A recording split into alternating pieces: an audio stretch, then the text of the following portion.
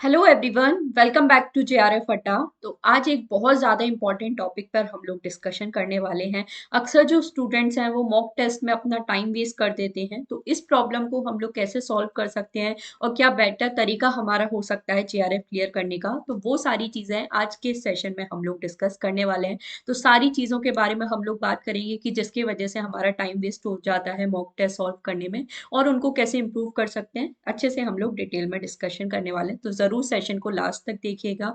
बहुत ज़्यादा important session है। अगर आप जेआरएफ क्लियर करना चाहते हो तो ये चीज़ आपके लिए सबसे ज़्यादा इंपॉर्टेंट है। उससे पहले सभी लोग चैनल को जल्दी से सब्सक्राइब कर लीजिए। यहाँ पर आपको मेरी जो रेगुलर लाइव क्लासेस हैं वो मिल जाती हैं, और एकदम क्वालिटी कंटेंट के साथ सारी वीडियोस यहाँ पर आपको मेरी मिल जाती है। प्लेलिस्ट आप मेरी चेक कर सकते हो, काफ़ी ज़्यादा जो कंटेंट है आपको वहाँ पर मिल जाता है। मुझे अगर आप पहली बार देख रहे हैं तो मेरा नाम जूही जैन है। मैं आप सभी के लिए पेपर 1 कम्युनिकेशन की क्लासेस लेकर आती हूँ 11 AM पर, एंड 3 PM पर पेपर 2 सोशोलॉजी सब्जेक्ट की क्लासेस मैं आपके लिए लेकर आती हूँ। तो आप मेरी क्लासेस को यहाँ पर फॉलो कर सकते हैं, जहाँ पर मैं आपको यूजीसी नेट गेट और सेट एग्जामिनेशन की प्रिपरेशन करवाती हूँ सोशोलॉजी के लिए। तो इन क्लासेस को यहाँ पर आप फॉलो कर सकते हो। इसके अलावा जेआरएफ अड्डा वेबसाइट को भी आप लोग विजिट कर सकते हो। यहाँ सॉरी, यहाँ पर भी आपको एग्जाम रिलेटेड काफ़ी सारी जो अपडेट्स हैं वो आपको मिल जाती हैं। जॉब रिलेटेड जो नोटिफिकेशन अपडेट्स हैं वो सब आपको यहाँ पर मिल जाते हैं। इसके अलावा डिफरेंट कोर्सेज भी यहाँ पर आपको अवेलेबल है। प्रीवियस ईयर पेपर्स यहाँ पर आपको अवेलेबल है। तो दिसंबर के लिए कोर्स हमारा अभी ऑलरेडी चल रहा है, जहाँ पर सिलेबस हमारा ऑलमोस्ट कंप्लीट होने वाला है। तो सारी जो भी क्लासेज हैं वो आपके पास अवेलेबल है। अगर इस टाइम पे आप बिल्कुल स्पीडली अपना सारा जो सिलेबस है कवर करना चाहते हो तो आप दिसंबर बैच को ज्वाइन कर सकते हो। सारी रिकॉर्डेड क्लासेस आपको मिल जाएंगी, तो वहाँ पर से आप सारा अपना सिलेबस कवर कर सकते हो। प्लस यहाँ पर आपको हैंडबुक मिल जाती है, टेस्ट सीरीज आपको मिल जाती है, तो हैंडबुक के थ्रू सारे अपना जो रिवीजन है कर सकते हो। पेपर 1 प्लस पेपर 2 की हैंडबुक आपको मिल जाती है अगर आप कंबाइंड बैच लेते हो। प्लस यहाँ पे टेस्ट सीरीज भी मिल जाती है, तो आपको सारी क्लासेस मिल रही हैं, तो आप सारा सिलेबस कवर कर सकते हो। हैंडबुक आपको मिल जाती है तो नोट्स का वो आपको काम करती है, जिसके थ्रू रिवीजन आप कर सकते हो। एंड टेस्ट सीरीज आपको मिल जाती है, तो आप अपनी प्रिपरेशन को चेक भी यहाँ पे कर सकते हो। तो कंप्लीट पैकेज अभी आपके लिए चल रहा है, ये आप ज्वाइन कर सकते हो। एंड जून 2025 के लिए भी बहुत जल्दी आपके लिए न्यू कोर्स है हमारा लॉन्च होने वाला है, तो उसके लिए भी आप यहाँ पे ज्वाइन कर सकते हैं। जेआरएफ ऐप पर जाकर भी आप सारे ये जो कोर्सेज है परचेज कर सकते हैं। इसके अलावा सारी यूट्यूब क्लासेस के जो पीडीएफ हैं वो सब आपको यहाँ पर मिल जाते हैं। एंड अभी जो सबसे ज़्यादा इंपॉर्टेंट टाइम है वो है टेस्ट सीरीज का, तो इसी चीज़ के बारे में हम लोग आज के सेशन में डिस्कशन करने वाले हैं कि क्या मॉक टेस्ट में मिस्टेक्स वगैरह हैं, तो ये सारी चीज़ें भी डिस्कस करेंगे। तो टेस्ट सीरीज सबसे ज़्यादा इंपॉर्टेंट चीज़ है इस टाइम पर आप सभी के लिए। तो आप टेस्ट सीरीज अलग से भी परचेज कर सकते हैं, जहाँ पर आपको 10 फुल लेंथ मॉक टेस्ट एकदम लेटेस्ट पैटर्न पे डिटेल एक्सप्लेनेशन के साथ और रियल टाइम इंटरफेस के साथ यहाँ पर सारी चीज़ें आपको मिल जाती हैं। कोई भी आपको क्वेरी है तो हेल्पलाइन नंबर आपको गिवन है, उस पर भी आप कॉल कर सकते हैं। इसके अलावा जो अभी न्यू पैकेज आप सभी के लिए जेआरएफ अड्डा ने लॉन्च किया है वो है 5 ईयर पीवाईक्यू बुक, जहां पर आपको पेपर 1 के यूनिट वाइज पीवाईक्यूज मिल जाते हैं। कहीं पर भी हम लोगों को इस तरह से यूनिट वाइज पीवाईक्यू नहीं मिल जाते हैं, तो आप एक यूनिट अपनी रिवाइज करिए, फिर उससे रिलेटेड तो रिवीजन करने के लिए आपके पास हैंडबुक भी हमारे वेबसाइट के थ्रू आप परचेज कर सकते हो। जेआरएफ अड्डा की जो हैंडबुक है पेपर 1 की वो भी आप परचेज कर सकते हो, तो रिवीजन कर सकते हो। प्लस यहाँ पर आपके लिए पेपर 1 की यूनिट वाइज पीवाईक्यू बुक भी लॉन्च कर दी गई है। तो सपोज आप एक यूनिट रिवाइज कर रहे हो तो हैंडबुक से आप रिवाइज करिए, फिर उसके जो क्वेश्चन है वो आप प्रैक्टिस कर सकते हो। तो कंप्लीट रिवीजन यहाँ पर आपका चल सकता है। तो यूनिट वाइज पीवाईक्यू बुक है 5 ईयर्स के, जिसमें पीवाईक्यूज आपको मिलेंगे, और सिर्फ पीवाईक्यूज ही नहीं, उनका जो डिटेल एक्सप्लेनेशन है वो भी यहाँ पर आपको प्रोवाइड किया गया है। तो आप इस बुक को भी परचेज कर सकते हैं। कॉन्टैक्ट नंबर आपको दे दिया गया है, इसको भी आप जरूर यहाँ पे ज्वाइन कर सकते हैं। चलिए, तो आज का सेशन हम लोग अपना स्टार्ट करते हैं। यहाँ पर हम लोग बेसिकली डिस्कशन करने वाले हैं कि क्या अक्सर ऐसी मिस्टेक्स हैं जो हम लोग कर देते हैं मॉक टेस्ट अटेम्प्ट करने के टाइम पर, और ये जो मिस्टेक्स हैं इनकी वजह से हमारा टाइम वेस्ट यहाँ पे बहुत ज़्यादा हो जाता है, और जो मॉक टेस्ट हम लोग प्रैक्टिस कर रहे हैं फिर उसका भी कोई फ्रूटफुल रिजल्ट हमें नहीं देखने को मिलता है। तो कैसे ये सारी चीज़ें हम लोग इम्प्रूव कर सकते हैं और क्या बेस्ट तरीका है, तो वो हम लोग डिस्कशन करने वाले हैं। सबसे पहले देखो, मैं एक एक करके सारे पॉइंट्स आपको बताने वाली हूँ, और उनसे रिलेटेड जो सॉल्यूशंस हैं वो भी यहाँ पर मैं आपको आपको प्रोवाइड करूँगी। सबसे पहली जो मिस्टेक हम लोग करते हैं, पेपर पैटर्न से हमें फ़ैमिलियर ही नहीं होते। जैसे सीबीटी मोड में आप सभी जानते हो हमारा एग्ज़ामिनेशन होता है, कंप्यूटर बेस्ड टेस्ट होता है, यूजीसी नेट एग्ज़ामिनेशन, तो पैटर्न ही हमें नहीं पता होता कि किस तरह के क्वेश्चन पूछे जाएँगे, यूनिट वाइज़ क्या वेटेज हमारा रहता है। अक्सर स्टूडेंट्स को ऐसा लगता है कि हर यूनिट में से सिर्फ़ 5 ही क्वेश्चन आएँगे अगर पेपर 1 की बात करें, तो ऐसा यहाँ पे नहीं होता है। सबसे पहले पेपर पैटर्न के साथ आपको फ़ैमिलियर होना पड़ेगा। तो मॉक टेस्ट में ये चीज़ आपके लिए इम्पोर्टेंट हो जाती है। दूसरा, हमें ये भी नहीं पता है कि सीबीटी मोड में किस तरह से क्वेश्चन हमें अटेम्प्ट करने हैं, या क्वेश्चन में अगर ग्रीन बॉक्स हो रहा है, जैसे हम लोग जब क्वेश्चन अटेम्प्ट करते हैं तो ग्रीन बॉक्स का क्या मीनिंग है, येलो बॉक्स का क्या मीनिंग है, पर्पल बॉक्स का क्या मीनिंग है। तो ये सारा जो पेपर पैटर्न है या सीबीटी मोड का जो आइडिया है वो हम लोगों को नहीं होता है। तो इसकी वजह से हम लोग बिना ये सारी चीज़ों को पढ़े, इंस्ट्रक्शन अच्छे से पढ़े, पेपर पैटर्न के साथ फ़ैमिलियर हुए, हम लोग अपनी प्रिपरेशन स्टार्ट कर लेते हैं। ऐसे ही कोई भी रैंडमली मॉक टेस्ट उठा के सॉल्व कर लेते हैं। प्रॉपर सीबीटी मोड में भी मॉक टेस्ट नहीं करते हैं हम लोग। सिर्फ़ ऐसे ही रैंडमली कुछ क्वेश्चन सिलेक्ट करके उन्हें सॉल्व करने लग जाते हैं और उसे मॉक टेस्ट समझते हैं। तो ये चीज़ आपको नहीं करनी है। ये अगर आप कर रहे हो तो बिल्कुल ही आप अपना यहाँ पर टाइम वेस्ट कर रहे हो। तो बेटर है आपको सबसे पहले पेपर पैटर्न के साथ फ़ैमिलियर होना पड़ेगा। जैसे यहाँ पर टेस्ट सीरीज़ जो हम लोग आपके लिए लेकर आते हैं, उसमें आपको पूरा पेपर पैटर्न दिया जाता है। अच्छे से क्लियरली इंस्ट्रक्शंस आपको दिए जाते हैं सारी चीज़ें, कि किस तरह से पेपर पैटर्न रहता है और किस तरह से हमें अटेम्प्ट करना है। सीबीटी मोड का पूरा एनवायरनमेंट यहाँ पर आपको मिल जाता है। तो सबसे पहले पेपर पैटर्न के साथ आपको फ़ैमिलियर होना पड़ेगा, ये सबसे इम्पोर्टेंट चीज़ है। फिर सेकंड चीज़ हमारी आ जाती है, विदाउट रियल एग्ज़ाम कंडीशंस के हम लोग अपना जो प्रिपरेशन है उसे टेस्ट करते हैं। तो ये चीज़ भी नहीं करनी है। जैसे हम लोगों ने सिर्फ़ ऐसे ही कोई भी क्वेश्चन का एक पीडीएफ डाउनलोड कर लिया और फिर उसको हम लोग देखकर सॉल्व करें, तो ये चीज़ नहीं होती। आपको पूरे रियल एग्ज़ाम कंडीशंस के साथ करना है। प्रॉपर 3 आवर्स का 150 क्वेश्चंस का जो मॉक टेस्ट है, वो आपको देना चाहिए सीबीटी मोड में, क्योंकि यहाँ पर और आपको बिल्कुल टाइमर के साथ सारी चीज़ें करनी है। जिस तरह से अगर आपने कभी पहले यूजीसी नेट एग्ज़ामिनेशन दिया है, तो वहाँ पे जिस तरह से स्क्रीन पे आपको सारी चीज़ें अवेलेबल हैं, जो स्क्रॉलिंग वाली प्रॉब्लम है, तो वही सारी चीज़ें आपको अपने मॉक टेस्ट के टाइम पे भी फेस करनी पड़ेंगी। अक्सर हमें हमारे साथ ऐसा होता है कि पढ़ा हमने बहुत कुछ है, बट हम लोग उसे सही से एग्ज़ाम हॉल में जाके हम लोग अच्छे से परफ़ॉर्म नहीं कर पाते हैं। तो उसकी एक मेन रीज़न, सबसे बड़ा मेन रीज़न ये भी है कि हम लोगों ने वो रियल एग्ज़ाम कंडीशंस के साथ कभी प्रैक्टिस की ही नहीं होती। तो जो स्टूडेंट्स के साथ जिन स्टूडेंट्स के साथ ऐसा ऐसा होता है कि हम एग्ज़ाम हॉल में जाके पैनिक हो जाते हैं, ज़रा भी थोड़ा-सा डिफरेंट क्वेश्चन देखने को मिला नहीं कि हम लोग पैनिक हो जाते हैं। तो उसका मेन रीज़न यही होता है कि आपने कभी वो रियल एग्ज़ाम कंडीशंस के साथ प्रैक्टिस की ही नहीं है, मॉक टेस्ट कभी आपने उस तरीके से दिए ही नहीं है, तो फिर आपके साथ ये प्रॉब्लम हो जाती है और ये चीज़ हम लोग एग्ज़ाम में फिर इस चीज़ के लिए हम लोग सफ़र करते हैं। तो एकदम रियल एग्ज़ाम कंडीशन के साथ को आपको अपने मॉक टेस्ट सॉल्व करने हैं। अगर आप विदाउट रियल एग्ज़ाम कंडीशन के साथ मॉक टेस्ट सॉल्व कर रहे हो, तो अगेन यहाँ पर आप अपना टाइम वेस्ट कर रहे हो। तो ये चीज़ से हमें बचना है और मॉक टेस्ट आपको बिल्कुल सीरियसली रियल एग्ज़ाम की तरह ही ट्रीट करना चाहिए। हमारा कभी भी ऐसा नहीं है कि बीच मॉक टेस्ट में ही हम लोग फ़ोन स्क्रॉल कर रहे हैं कि चलो घर पर ही तो बैठे हैं, अगर किसी का मैसेज आया, किसी का कॉल आया तो हम रिसीव करने लग जा रहे हैं। तो ये चीज़ नहीं करनी है। अगर आप 3 आवर्स का मॉक टेस्ट दे रहे हो, तो आपको बैठकर देना ही है 3 आवर्स यहाँ पर। ऐसा भी नहीं होना चाहिए कि पेपर 1 का मॉक टेस्ट अभी दे रहे हैं, फिर पेपर 2 का बाद में दे लेंगे। ऐसा नहीं करना है। आपको टोटल जो 150 क्वेश्चन्स हैं, वो एक साथ यहाँ पर प्रैक्टिस करने पड़ेंगे। तो ये चीज़ आपके लिए सबसे ज़्यादा इम्पोर्टेंट हो जाती है। फिर नेक्स्ट हमारा आता है कि जो टाइमर है उसे स्ट्रिक्टली हम लोग फॉलो नहीं करते हैं।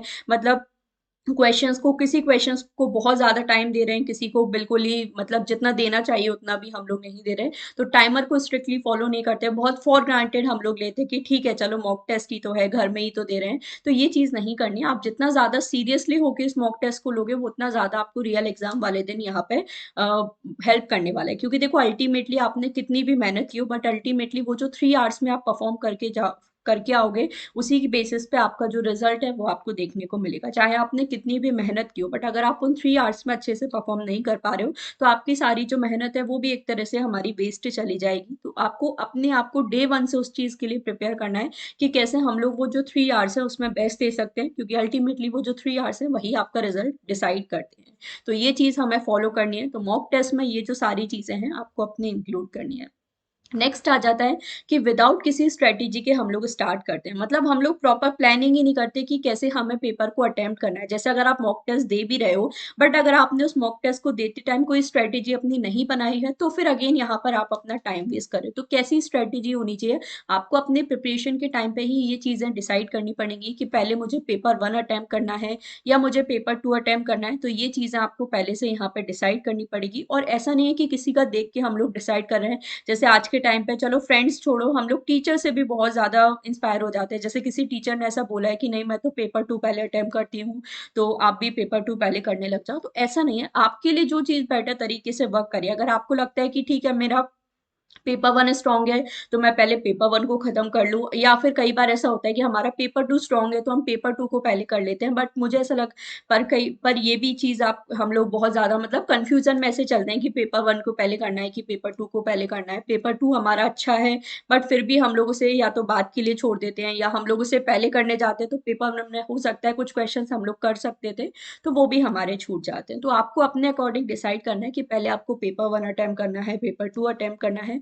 और ये जो चीज़ आप अभी मॉक टेस्ट के टाइम पे टेस्ट करके देख सकते हो कि आपके लिए क्या चीज़ बेटर तरीके से वर्क कर रही है। जो चीज़ आप एक सपोज आप स्टार्टिंग के 2 मॉक टेस्ट है वहां पर आप टेस्ट कर सकते हो। जैसे एक मॉक टेस्ट में आपने देखा पेपर वन पहले अटेम्प्ट करके देखा, फिर पेपर टू आपने अटेम्प्ट किया, तो आपको पता चल जाएगा किस तरह का परफॉर्मेंस रहा। फिर दूसरा मॉक टेस्ट आपने दिया तो वहां पर आपने देखा, वहां पर आपने पेपर टू को पहले अटेम्प्ट किया, फिर पेपर वन को पहले अटेम्प्ट आपने किया, तो आपने देखा कि क्या आपका रिजल्ट रहा। अब आप दोनों को कंपेयर करो कि आप किस में बेटर परफॉर्म कर पाए, कौन सा ऐसा मॉक टेस्ट है, मतलब कौन सा ऐसा पैटर्न है जहां पर आपने अच्छे से परफॉर्म कर पाया, जहां पर आपके पास थोड़ा सा टाइम भी बचा, बहुत ज्यादा हड़बड़ी आपके लिए नहीं। फिर जो चीज आपके लिए बेटर तरीके से वर्क करे, फिर वही जो चीज आप बाकी के टेस्ट में फॉलो करो। अब ऐसा नहीं है कि आप हर टेस्ट में अलग स्ट्रेटेजी बना रहे हो।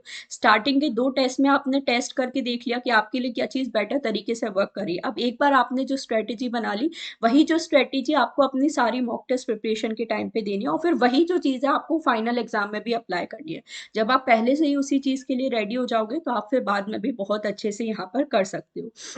तो ये चीज करने, कई बार स्टूडेंट ये भी मिस्टेक कर देते हैं कि मॉक टेस्ट में तो अलग ही पैटर्न चल रहे हैं बट एग्जाम हॉल में जाके हम लोग रैंडमली अपनी पूरी स्ट्रेटेजी चेंज कर देते हैं। जैसे हमने मॉक टेस्ट के टाइम पे तो ये प्रैक्टिस किया है कि हम पेपर वन को पहले अटेम्प्ट करेंगे, बट एग्जाम हॉल में जाके सडनली पूरी आप स्ट्रेटेजी चेंज कर देते हो, पेपर टू को पहले अटेम्प्ट करने लग जाते हो। तो ये मिस्टेक भी हमें नहीं करनी है। जो स्ट्रेटेजी आप मॉक टेस्ट के टाइम पे फॉलो कर रहे हो वही स्ट्रेटेजी आपको मेन एग्जाम में भी करनी है। और आपको प्रायोरिटाइज करने होंगे कि कौन से क्वेश्चन हमें पहले करने हैं, कौन से बाद में करने हैं, किस क्वेश्चन को कितना टाइम देना है, पूरी स्ट्रेटेजी बनानी होगी। टाइम आपको डिसाइड करना है कि मुझे पेपर वन में सिर्फ 60 या ज़्यादा से ज़्यादा 70 मिनट्स देने हैं। अगर 70 के एक भी ऊपर मिनट जा रहा है तो मुझे नहीं देना है पेपर वन को। ये चीज़ आपको अपने लिए थोड़ी सी यहाँ पे सेट करनी पड़ेगी, अदरवाइज यहाँ पर आप अच्छे से परफॉर्म नहीं कर पाओगे। अगर पहले आपने डिसाइड कर लिया कि मुझे 60 जो मिनट्स हैं वो पेपर वन के लिए देनी है, ज़्यादा से ज़्यादा एट मैक्स 70 मिनट्स, अगर आपको लगता है कि हाँ ठीक है अगर मैं 5-10 मिनट और देता हूँ तो हो जाएगा, तो यही चीज़ आपको अपने मॉक टेस्ट प्रिपरेशन के टाइम पे भी टेस्ट करनी। अब अगर आपको लग रहा है कि 70 से एक भी मिनट ऊपर जा रहा है तो वहां पर छोड़ दो आप उस चीज़ को, पहले आप अपना जो पेपर टू है वो यहाँ पे अटेम्प्ट करो। फिर अगर आपके पास लास्ट में टाइम बच जाता है तो फिर आप पेपर टू वन को वापस से यहाँ पर टाइम दे सकते हो, अदरवाइज आपका पेपर टू छूट जाएगा। तो ये जो चीज़ें हैं आपको मॉक टेस्ट के टाइम पे ही प्रैक्टिस करनी है कि अगर 70 से मेरा एक मिनट भी ऊपर जा रहा है तो पहले मैं पेपर टू को अटेम्प्ट करूँ और इतना टाइम अपने लिए यहाँ पर सेव करूँ कि मैं वापस से पेपर वन को जाके रिव्यू कर सकूँ। तो ये सारी जो चीज़ें हैं मॉक टेस्ट प्रिपरेशन के टाइम पे है आपको प्रैक्टिस करनी चाहिए। नेक्स्ट एंड जो मोस्ट इंपॉर्टेंट आ जाता है, क्वेश्चन को हम लोग प्रायोरिटाइज नहीं करते हैं। आज के टाइम पे हमारा जो फोकस है वो ये हो गया है कि हम लोग हमेशा जो डिफिकल्ट क्वेश्चन है या जो out of the box question है उनको देख के हम लोग बहुत ज्यादा कंफ्यूज हो जाते हैं और सारा फोकस हमारा उन्हीं पे चला जाता है, और उसकी वजह से जो आते हुए क्वेश्चन है वो भी हम लोग छोड़ देते हैं। तो ये चीज मिस्टेक आपको नहीं करनी है। देखो हर एग्जाम, चाहे कोई भी एग्जाम दो, हर एग्जाम में हमेशा ऐसा होता है कि अराउंड, जैसे इस बार यूजीसी नेट का आप देखो, सोशोलॉजी का पेपर देखो, तो काफी सारे ऐसे जो क्वेश्चन थे जो बिल्कुल न्यू थे, न्यू पैटर्न पे थे, या बिल्कुल अलग डिफरेंट ही कुछ एनटीए ने यहाँ पे पूछ लिया है।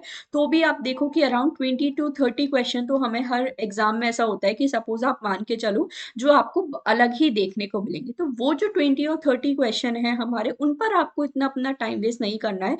रेदर देन जो बाकी हमारे 120 हमारे क्वेश्चन है या 130 हमारे क्वेश्चन है, उन पर आपका ज़्यादा फोकस होना चाहिए। क्योंकि देखो इस एग्जामिनेशन को क्लियर करने के लिए आपको सब मतलब ज़्यादा से ज़्यादा क्वेश्चन सही, मतलब ज़्यादा से ज़्यादा अटेम्प्ट क्वेश्चन अटेम्प्ट करने पे हमारा फोकस नहीं होना चाहिए, बल्कि हमें जो कट ऑफ है वो क्लियर करना हम लोग कैसे क्लियर कर सकते हैं, तो उसके लिए कितने क्वेश्चन हमारे रिक्वायर्ड है वो आपका फोकस होना चाहिए। जैसे अगर आप सोशोलॉजी में देखो, अगर आप 110 टू 115 क्वेश्चन सही कर लेते हो, मतलब अगर आप 220 टू 230 मार्क्स अगर आप स्कोर कर लेते हो, तो ये मोर देन इनफ है, आप इजीली अपना एग्जामिनेशन क्लियर कर सकते हो। आज तक कभी भी 230 से ज्यादा कट ऑफ नहीं गया है सोशोलॉजी का, और ना ही जाएगा। अगर 230 प्लस कट ऑफ जा रहा है तो मान के चलना आपका पेपर बहुत ज्यादा ही ईजी होगा। जैसे इस बार जो पेपर है काफी डिफिकल्ट था, तो जो कट ऑफ है वो हिस्टोरिकली लो कट ऑफ गया है सोशोलॉजी में। जैसे 204 जनरल कैटेगरी जीआरएफ का कट ऑफ था, जो कि आज तक कभी नहीं जाता है सोशोलॉजी में, हमेशा 210 प्लस तो आप मान के चलो।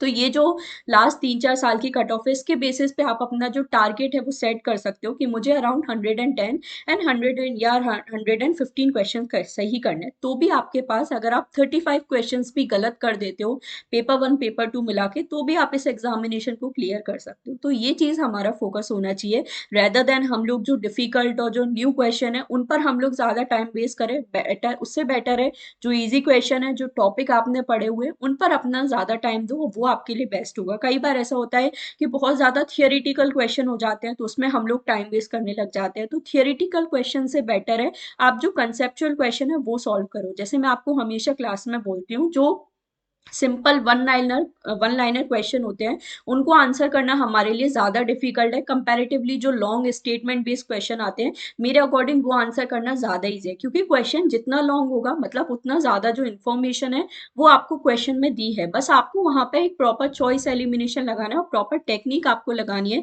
कि कैसे उस तरह के क्वेश्चंस में सॉल्व कर सकता हूँ। जो थियोरिटिकल क्वेश्चन है वो या तो आपको आता है या नहीं आता है, जैसे क्रोनोलॉजी बेस्ड क्वेश्चन हो गए, अगर आपका ईयर याद नहीं है आपको, तो उस क्वेश्चन में टाइम वेस्ट करने का कोई मतलब ही नहीं है। तो बेटर है उन क्वेश्चंस को आप अवॉइड करो, और उसके अलावा जो कंसेप्चुअल क्वेश्चन हमें पूछे जा रहे हैं उस पर आप ज्यादा फोकस करो, क्योंकि वहां पर आप कुछ ना कुछ चॉइस एलिमिनेट करके, जो एमएसओ टाइप क्वेश्चन है वो ज्यादा स्कोरिंग होते हैं, क्योंकि वहां पर आपको स्टेटमेंट्स दिए हैं, तो आप इजीली एलिमिनेट करके चॉइस एलिमिनेशन वगैरह से आंसर वहां पर अपना निकाल सकते हो। तो ये जो क्वेश्चन हैं ये आपको प्रायोरिटाइज करना सीखना होगा, और ये आपके लिए बहुत ज्यादा इंपॉर्टेंट हो जाता है। तो आई होप ये चीज समझ में आई है। अगर आप अपने मॉक टेस्ट सॉल्व करते टाइम इस तरह से क्वेश्चन प्रायोरिटाइज नहीं कर रहे हो, इस तरह से आपने चीजों को फोकस नहीं किया है, तो फिर अगेन मॉक टेस्ट पर टाइम वेस्ट करने की जरूरत नहीं है। इससे बेटर आप अपना रिवीजन करो, वो आपके लिए काम करेगा।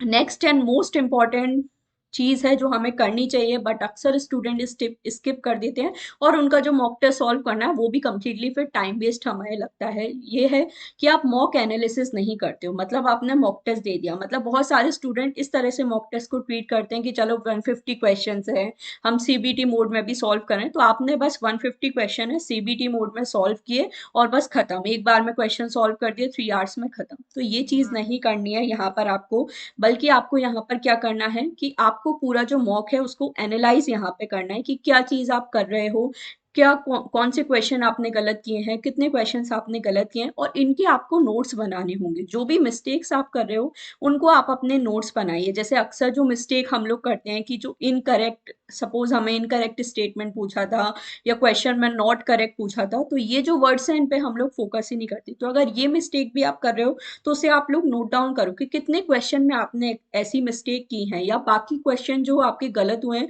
वो क्यों गलत हुए हैं। तो जो मिस्टेक्स हैं आप उनको अपने नोट डाउन करो। ये जो मिस्टेक है आपको फिर नेक्स्ट टाइम जो मॉक जब आप दोगे तो उसको इम्प्रूव करने में आपको हेल्प करेंगी। तो ये चीज हमें यहाँ पर करनी है, मिस्टेक्स को अपनी जरूर नोट डाउन करो। फिर जिस टॉपिक पे आपके क्वेश्चन गलत हो रहे हैं उस टॉपिक को, सपोज वो टॉपिक है आपने नहीं पढ़ा है, तो उस टॉपिक को अच्छे से पढ़ो, डीपली पढ़ो। देखो अक्सर मॉक टेस्ट में हम लोग देखते हैं कि 70 to 80% जो टॉपिक है वो रिपीटेड ही होते हैं। चाहे आप एनटीए की पीवाईक्यू देखो या कोई भी मॉक टेस्ट टेस्ट सीरीज वगैरह देखो, अराउंड 70 to 80% जो टॉपिक है वो रिपीटेड है। ध्यान रखना टॉपिक की बात करें, टॉपिक जो है वो रिपीटेड ही होते हैं, बट उन टॉपिक से अलग अलग तरह के क्वेश्चन पूछे जाते हैं। तो जब आप मॉक टेस्ट प्रैक्टिस कर रहे हो तो आपको ये भी समझ आता है कि एक टॉपिक से हमारे क्या 10 अलग अलग तरह के क्वेश्चन बन सकते हैं अगर आप 10 मॉक टेस्ट दे रहे हो। तो इस चीज के लिए भी मॉक टेस्ट इंपॉर्टेंट हो जाते हैं। तो ये सारी चीजें आपको नोट डाउन करनी है, और यहाँ पर जो टॉपिक आपको नहीं आता उसको अच्छे से पढ़ो, एकदम डेप्थ में पढ़ो, और सारी चीजें उससे रिलेटेड कवर आपको करनी है। तो ये सारी चीज़ें आपके लिए इंपॉर्टेंट है। तो मॉक एनालिसिस बहुत ज़रूरी है। अगर आप 3 आवर्स का मॉक टेस्ट दे रहे हो तो उसके बाद कम से कम आपको 30 टू 40 मिनट्स देने चाहिए पूरा अपना मॉक टेस्ट एनालाइज करने के लिए कि क्या आपने मिस्टेक की, क्या कैसे आपने उसे इम्प्रूव किया, वो सारी चीज़ें। तो ये सारी चीज़ें आपको फॉलो करनी है। एंड लास्ट चीज़ आ जाती है, मॉक टेस्ट को कई बार हम लोग सिर्फ as a last minute practice करते हैं। मतलब एग्जाम के 5-10 दिन बचे हैं तब हम लोग सोचते हैं कि चलो अब लास्ट 5 से 10 दिन है तो अब मॉक टेस्ट कर लेंगे। ऐसा नहीं है, आपको थ्रू आउट द प्रिपरेशन आपको अपनी मॉक टेस्ट करनी चाहिए।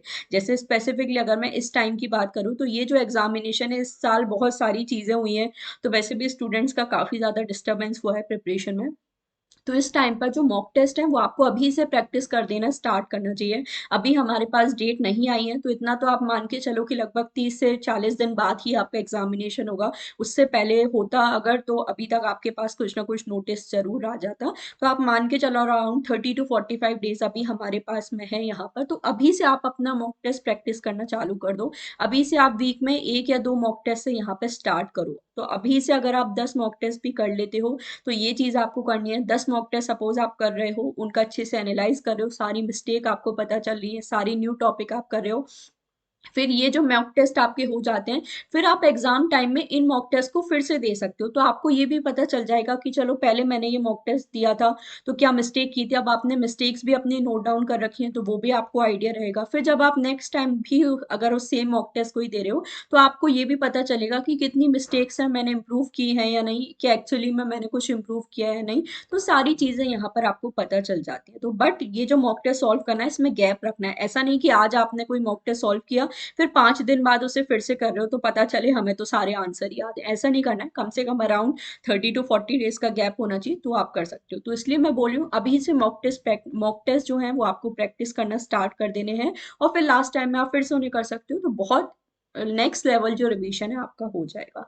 तो आई होप ये जो सारी स्ट्रेटेजी है वो आप लोगों को अच्छे से समझ में आई है कि क्या ऐसी चीज़ है जिसकी वजह से हम लोग अपना टाइम वेस्ट कर देते हैं और ये जो चीज़ है हमें अवॉइड करनी चाहिए। और मॉक टेस्ट को अगर आप इस तरह से सॉल्व कर रहे हो, ये मिस्टेक अगर आप करो तो बिल्कुल आप मॉक टेस्ट को छोड़ दीजिए क्योंकि वो सिर्फ और सिर्फ आपका टाइम वेस्ट करें। अब इसके जगह हम लोग क्या बेटर कर सकते हैं, तो वो सारे जो ऑल्टरनेटिव है, वो सारे जो सॉल्यूशंस हैं वो भी मैंने आपको प्रोवाइड किया। अब सारी ये जो चीज़ें हैं आपको मिलती कहाँ पे है, तो उसके लिए आपको सिर्फ और सिर्फ JRF अड्डा की जो टेस्ट सीरीज है वो आपको ज्वाइन कर लेना है। सारी चीज़ें आपको मिल जाती हैं जो चीज़ मैंने बताई, जैसे राइट फ्रॉम फर्स्ट टॉपिक जो हमने डिस्कस किया था पैटर्न के बारे में, यहाँ पर आपको पूरी फैमिलियरिटी हो जाती है। जैसे यहाँ पर आपको रियल टाइम इंटरफेस मिलता है तो आपको समझ में आ जाता है CBT बोर्ड में क्या पेपर पैटर्न रहता है, किस तरह के क्वेश्चन पूछे जाते हैं, किस तरह का क्वेश्चन डिवीजन होता है। तो सारी चीज़ें यहाँ पर आपको पता लग जाती हैं। प्रॉपर टाइम मैनेजमेंट वगैरह सारा यहाँ पर आप सीख सकते हो। फुल लेंथ मॉक टेस्ट आपको मिल जाते हैं तो पूरा पेपर 1 प्लस पेपर 2 मतलब 150 क्वेश्चन यहाँ पर आपको मिल जाते हैं। तो आप सारी चीज़ें अच्छे से कर सकते हो और एकदम लेटेस्ट पैटर्न पे है तो लेटेस्ट जो NTA के क्वेश्चंस है उस तरह के क्वेश्चंस यहाँ पर आपको मिल जाएंगे। और हर क्वेश्चन के साथ डिटेल एक्सप्लेनेशन भी एडेड है तो आपको ये भी पता चल जाएगा कि क्या आंसर है। सपोज कोई ऐसा टॉपिक है जो आपको नहीं पता है तो एक्सप्लेनेशन एडेड है तो आप उसके थ्रू अच्छे से समझ सकते हो क्यों कोई आंसर सही है। तो वो सारी चीज़ें आपको मिल जाती हैं। तो कंप्लीट मॉक टेस्ट यहाँ पर आपको मिल रहे हो। विदाउट मॉक टेस्ट कभी भी आप अपना JRF नहीं क्लियर कर सकते। ये चीज़ मैं अपने पर्सनल एक्सपीरियंस से आपको बता रही हूँ। तो ये चीज़ आपके लिए बहुत ज़्यादा इंपॉर्टेंट है। अगर आप ऐसे स्टूडेंट हो जिसको लगता है, जो रिपीटेडली इस लूप में फंसे हो कि आप बहुत कुछ पढ़ते हो बट आप अपना JRF नहीं क्लियर कर पा रहे हो, तो शायद आप भी मॉक टेस्ट उस तरीके से प्रैक्टिस नहीं कर रहे हो। तो मॉक टेस्ट आपके लिए गेम चेंजर की तरह साबित हो सकते हैं। तो अभी अगर आपने मॉक टेस्ट प्रैक्टिस करना स्टार्ट नहीं किए हैं तो कर दीजिए। ये बहुत ज़्यादा इंपॉर्टेंट चीज़ है। कोई भी आपको क्वेरी है मॉक टेस्ट से रिलेटेड तो आप हेल्पलाइन नंबर गिवन है उस पर कॉल कर सकते हो। सारी प्राइस वगैरह कैसे हम लोग टेस्ट सीरीज परचेज कर सकते हैं सब आपको मिल जाता है। बहुत मिनिमल सी प्राइस है। इतना सा इन्वेस्टमेंट आप अपने फ्यूचर के लिए ज़रूर यहाँ पे कर सकते हो। तो ये चीज़ें आप लोग यहाँ पे कर सकते हैं और इसके अलावा JRF अड्डा को फॉलो कर सकते हो। वीडियो अगर अच्छा लगा है तो लाइक एंड शेयर कर देना है। कोई भी क्वेरी है आपकी तो वो ज़रूर आप मुझे कॉमेंट सेक्शन में बता सकते हो। हम लोग मिलते हैं अपनी नेक्स्ट क्लास में जहाँ पर सोशोलॉजी के इंपॉर्टेंट क्वेश्चन सॉल्व करेंगे एंड पेपर 1 की क्लासेस भी मैं आपके लिए लेकर आती हूँ। तो मेरी जो क्लासेस की टाइमिंग है वो सब आप लोग वीडियो का डिस्क्रिप्शन चेक कर सकते हो। वहाँ पर आपको मिल जाएगी। मेरी जो प्लेलिस्ट है वो भी आपको वीडियो के इसी वीडियो के डिस्क्रिप्शन में मिल जाएगी। तो आप प्लेलिस्ट को चेक करिए, काफ़ी सारे वीडियोस आपको मिल जाएंगे, कंटेंट वाइज भी, एमसीक्यू वाइज भी, स्ट्रेटेजी वीडियोस भी आपको मिल जाएंगे। सारी चीज़ें आपको मिल सकती हैं, तो प्लेलिस्ट को ज़रूर चेक करते रहिए। बहुत कुछ कंटेंट है जो आपको यूट्यूब पर दिया गया है। तो सेशन अच्छा लगा है तो लाइक एंड शेयर कर देना है। कोई भी आपका डाउट है तो कमेंट सेक्शन में बता सकते हो, और सेशन अच्छा लगा है तो वो भी ज़रूर कमेंट सेक्शन में बताइए। किसी और टॉपिक पे आप वीडियो चाहते हो तो वो भी आप कमेंट सेक्शन में बता सकते हो। So that's all for today. Thank you so much for joining.